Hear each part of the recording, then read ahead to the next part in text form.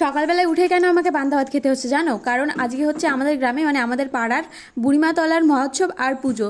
যতক্ষণ না বুড়িমার পুজো সম্পূর্ণ হচ্ছে ততক্ষণ কিন্তু আগুন জ্বালানো যাবে না বাড়িতে। আগের বছর আমার মা ডাল ভাত তারপরে নিরামিষ তরকারি রান্না করেছিল, কিন্তু এবার শুধু ভাত রান্না করে রেখেছে আর ভাতের জল ঢেলে রেখেছে, তো সেটাই খেলাম। খেয়ে এই যে দেখো দুপুরবেলা রেডি হয়ে নিয়েছি। আজকে পুরো সাদা সাদা পরেছি, আর যেহেতু পুজো সেজন্য কিন্তু সবাই লাল সাদা টাইপেরই ড্রেস পরছে। আপনারা মনে দুঃখ পাবেন না।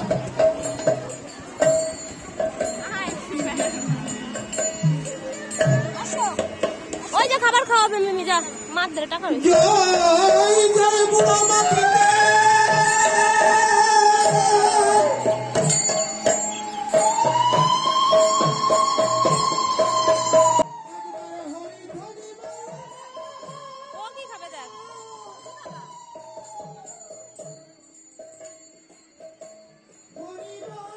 আজকে কিন্তু আমাদের গ্রামের সবার বাড়িতেই নিরামিষ রান্না হয়েছে।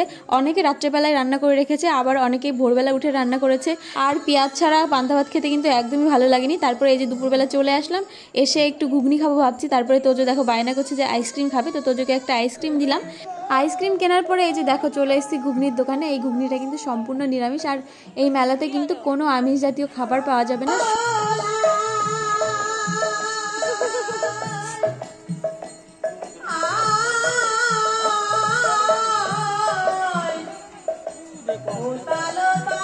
গরম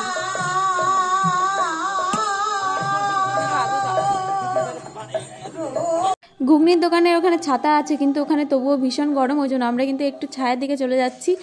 এই যে দেখো এখানে প্রসাদের প্রস্তুতি হচ্ছে, সব রান্নাবান্না করছে। রান্নাবান্না করে এই যে একটা ড্রামের মতন আছে, একটা না দুটো আর কি, ওর মধ্যে রান্না করে রাখছে। আর আমাদের এই বুড়িমার মহোৎসবে কিন্তু খিচুড়ি প্রসাদ করে। তোমরা কে কে খিচুড়ি খেতে ভালোবাসো সেটা কিন্তু অবশ্যই কমেন্ট করে জানাও।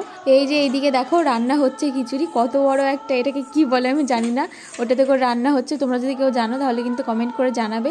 তো পাড়ার সবাই কিন্তু হেল্প করে, সবাই কিন্তু খুব খাটাখাটনি করে এই অনুষ্ঠানটা আসলে পারে। আর এইদিকে দেখো সবজি কাটা চলছে তো চলছেই, সবজি কাটা চলছে তো চলছেই কেন বলছি, আমি সেই সকালবেলায় একবার এসেছিলাম, সকালেও দেখলাম যে সবজি কাটছে। আর এখন তো বেশি লোক নেই, সকালে তাও আর কটা বেশি লোক ছিল। এই যে আমার দাদাও দেখছি যে সবজি কাটতে বসে গেছে।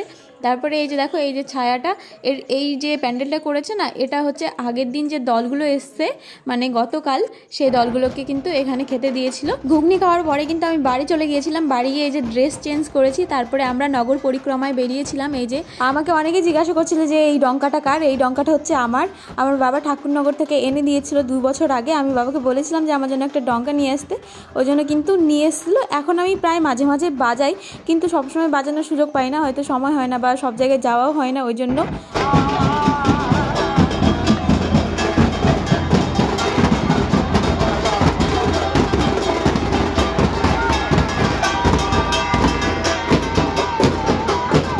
প্রায় 2-3 ঘন্টা ডঙ্কা বাজানোর পরে এখন কিন্তু আমরা চলে যাচ্ছি বাড়ির দিকে। আর সন্ধ্যা প্রায় লেগে আসতে, স্নান করতে হবে বাড়ি গিয়ে। আর ডঙ্কা বাজাতে বাজাতে কখন যে হাতের এই যে ছাল উঠে গেছে, ফোসকা পড়ে গেছে, বুঝতে পারিনি। এখন বাড়ি এসে দেখছি স্নান করার সময় যখন সাবান লেগেছে তখন কিন্তু জ্বলছে। দেখো কতটা ঠোসা পড়ে গেছিল, সারা গায়ে মাথায় চুলে তো কাদা লেগে গেছিলো, ওই জন্য শ্যাম্পু করতেই হলো। শ্যাম্পু করার পরে রেডি হয়ে এখন কিন্তু এই যে আমরা চলে এসেছি মেলায়। এখন মোটামুটি 7টা মতন, 7টা সাড়ে 7টার মতন বাজছিল।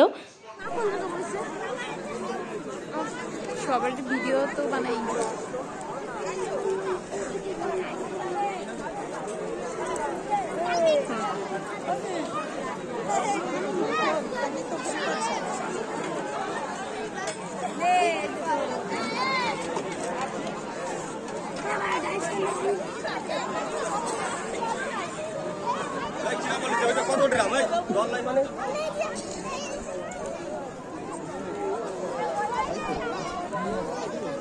ভরাই দেবো আইনে ফোন কাজ করুক এখন রাত্রিবেলা।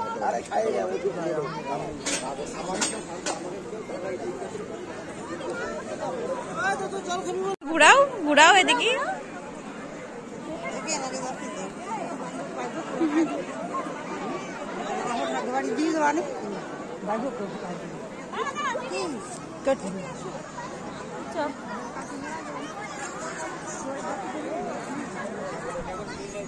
মেলাতে তো একদম ঘুরিয়ে মানে ওই যে সোজা হেঁটে এসে বসার জায়গা খুঁজছিলাম, মানে খেতে বসার জায়গা খুঁজছিলাম। তারপরে এই যে আমরা জায়গা পেলাম, এখন বসে আছি। কি বলো তো, দুটো সাইড করেছে তো, একটা সাইডের খাবার দেওয়া কমপ্লিট হলে পারে তারপরে আরেকটা সাইডের খাবার দেওয়া শুরু করে। এই যে দেখো আমাদের খিচুড়ি প্রসাদ চলে এসছে, দারুণ হয়েছিল কিন্তু খেতে। আর এখন আমরা খাওয়া দাওয়া করে বাড়িতে চলে যাব ভাবছি। আমার মা বলছে মেলায় আর ঘুরবি না, আমি বলছি না এখন আর ঘুরবো না, বাড়িতে চলে যাই, আজকে সারাদিন বিশাল খাটাখাটনি হয়ে গেছে। তারপরে কিন্তু আমরা খাওয়া দাওয়া করে বাড়িতে চলে গেছিলাম। আর আজকের ব্লগটা কেমন লাগলো সেটা কিন্তু অবশ্যই কমেন্ট করে জানিও। দেখা হবে তোমাদের সঙ্গে নেক্সট ব্লগে। সবাই খুব ভালো থেকো,